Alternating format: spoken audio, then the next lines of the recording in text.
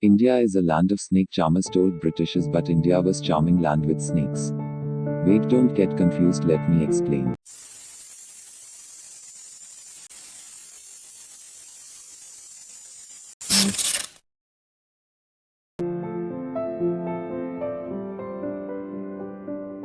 Ayurveda was typical Hindu concept of medications from plants or herbs, which is used still now, and in this type of medicines there is no or very least side effects. And I asked one Ayurvedic doctor about slow process of Ayurvedic medicine, then he told me that other medicines lower symptoms but Ayurvedic medicines affect the main root of disease, so it takes lot of time. Like in case of fever, paracetamol will lower your temperature but not fever. And interesting fact is that Rishi Sushruta did surgeries with help of Ayurveda, and the tools he used are still same, and modern day doctors still practice with same tools.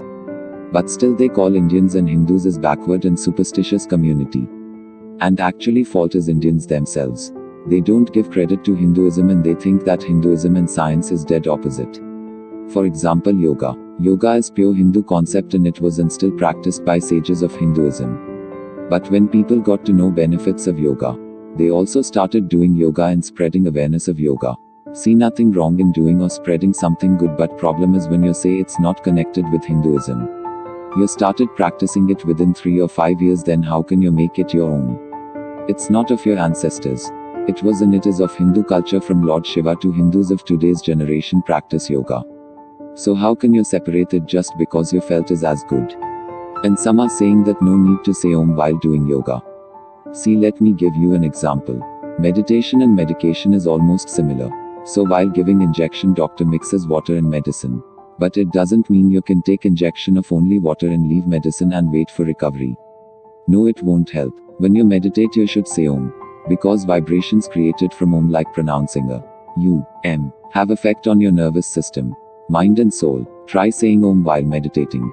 If it doesn't make any changes, then you can do as you wish.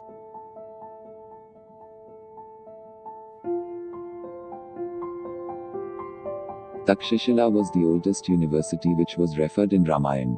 So you may understand how old it was. About knowledge of ancient India I will make another video. Now let me ask you one question. Who invented aeroplane? If your answer if Wright brothers, then you are wrong, brother.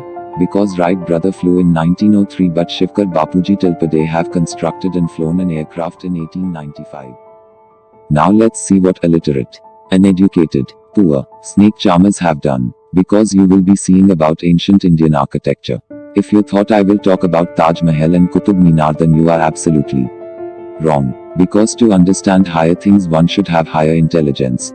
So normal people think Taj Mahal is best in India, so they may have not went to temple, or if they go they just pray and come back.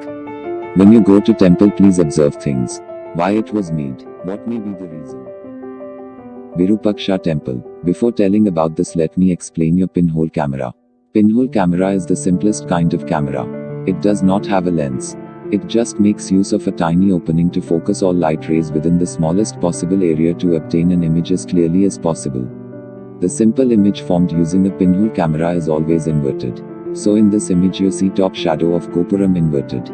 Because of a window made in a small room outside of Virupaksha temple.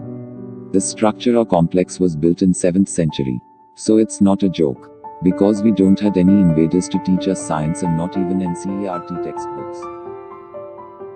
Ratneshwar Mahadev Temple. You must be knowing Leaning Tower of Pisa, which leans at 4 degrees. But in case of this temple, it leans for 9 degrees, but who gonna call it wonder? Brideshwar Temple. The entire temple is made up of granite. Evidence shows that there was no granite cutting quarry at that time. Top of this weighs around 80 tons. And it's not an easy task to keep a 80-ton object on that height. And no binding material is used. Just interlocking mechanism. Kailasha Temple. If you study or search about this temple you will get so much information, but I'm listing only main facts. And one of the most unimaginable and mysterious facts of Kailasha Temple is its top to bottom carving. Even today, it is simply impossible to carve a perfect construction from top to bottom so elaborately using chisels and hammers. It is megalith carved from a rock cliff face. Like this there are thousands of wonders in ancient India, but unfortunately some are destroyed and some are getting destroyed by ideologists. If you feel India was great and will be great again, then be with me and get motivated from my videos.